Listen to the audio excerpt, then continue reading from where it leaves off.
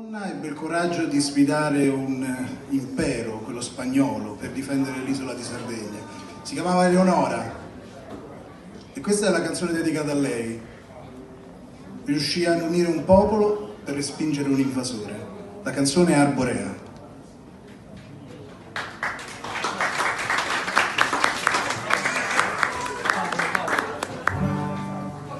Una femmina buona, questa è nuova madrona, una femmina giusta, l'uomo madrona è questa, no meo se no, castellanti gusta e gonna no.